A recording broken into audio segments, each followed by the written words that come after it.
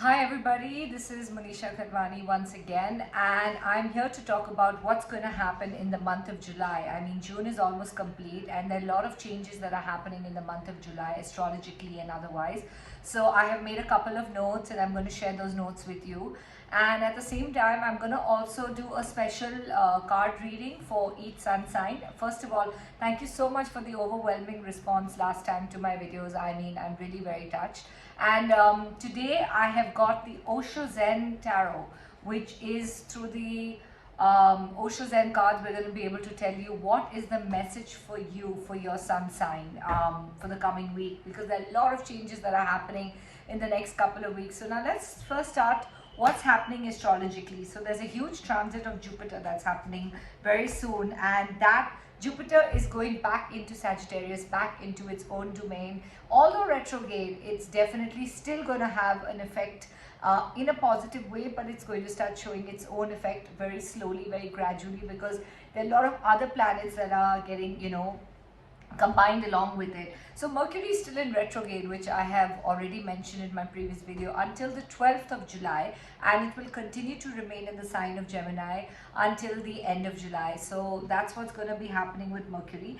And Sun will transit into Cancer into July, and that is the yearly transit, and that's happening around mid-July. So basically, as soon as Mercury goes retrograde, Sun will move into Cancer, and then after that in August, Sun is actually going to move into Leo. So from a water sign, from a docile sign, it's going to move into a more aggressive sign. So Sun is definitely going to gain a lot more power, and we're going to talk about what all that is going to do to your sun sign in a later video, because we're going to make videos regularly now.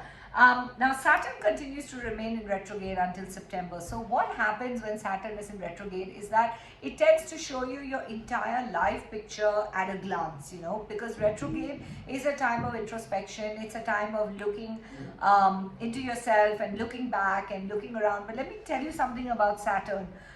Ego and pride will not work for you during this time. So you really need to be very, I would say, very humble, very composed, and very calm. Okay, so that will definitely work more in your favor, because Saturn tends to show you an overall, like an overview picture of things. Now in November last year, Jupiter entered the sign of Sagittarius from Scorpio, but it's going to now getting into its own domain, very shortly. So by first week of July, you will start seeing the changes in Jupiter, and it's going back into Sagittarius. Okay, and from mid-July you can expect some changes or some reversals of the negative situations, but again, everything is a slow moving process.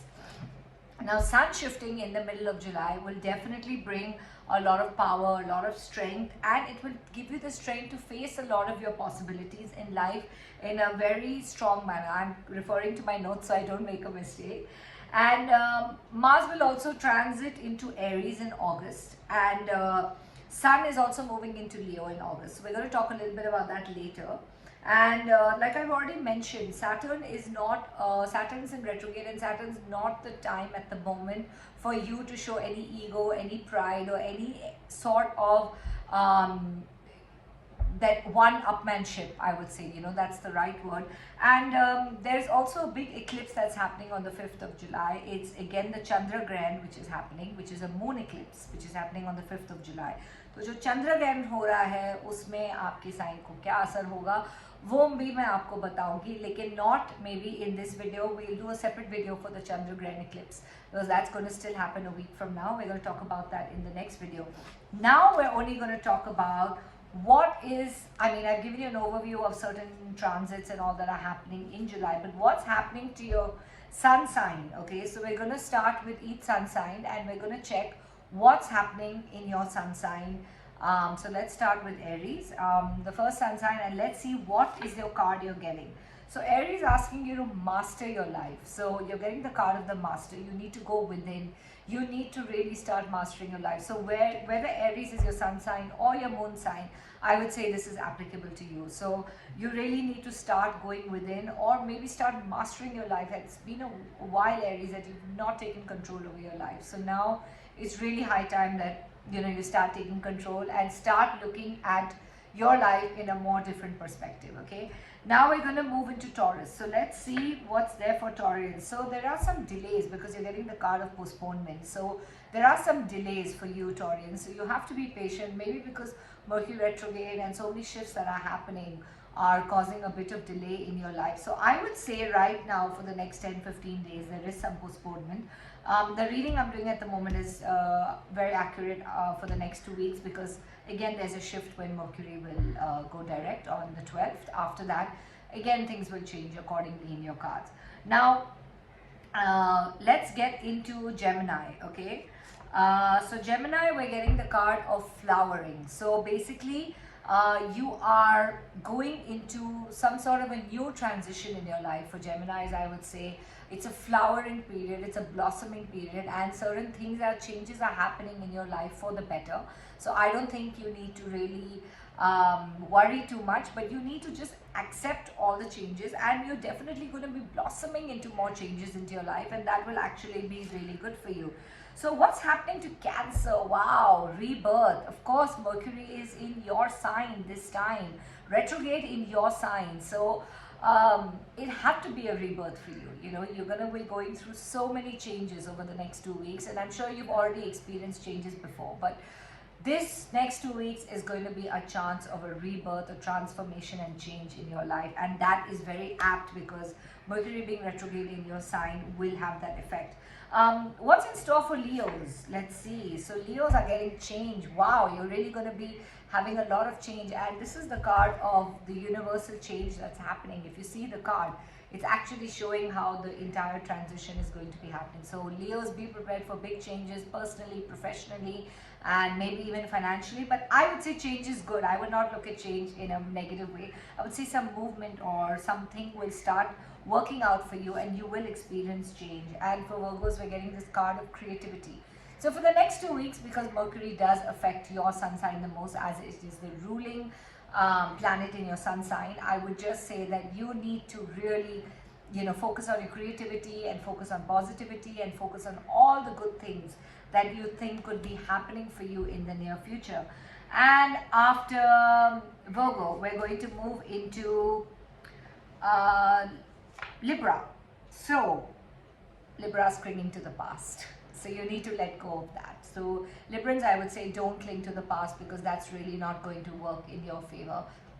Now for the next 2 weeks, I see you definitely clinging to the past, but it's time you break that pattern, and it's time that, you know, you stop clinging to the past and think about moving in the future.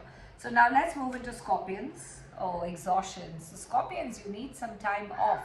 You're mentally, physically, or maybe even emotionally exhausted, and you really are getting the card of exhaustion. So that it's time for you to really try and rest it out, or to go through some change and to give your mind, body and soul some rest. Okay, so that's what's the card that's coming for you. And then we're going to move into Sagittarius. Politics. Oops, you're going to have to deal with a lot of politics around you. There are politics happening for the next 2 weeks on the work front, on the personal front, or any other front where you feel there's not, you know, some people are not going to be completely straightforward with you, and you're going to have to deal with a lot of politics for the next 2 weeks. So I think you need to be, you know, kind of mentally prepared and patient in that department.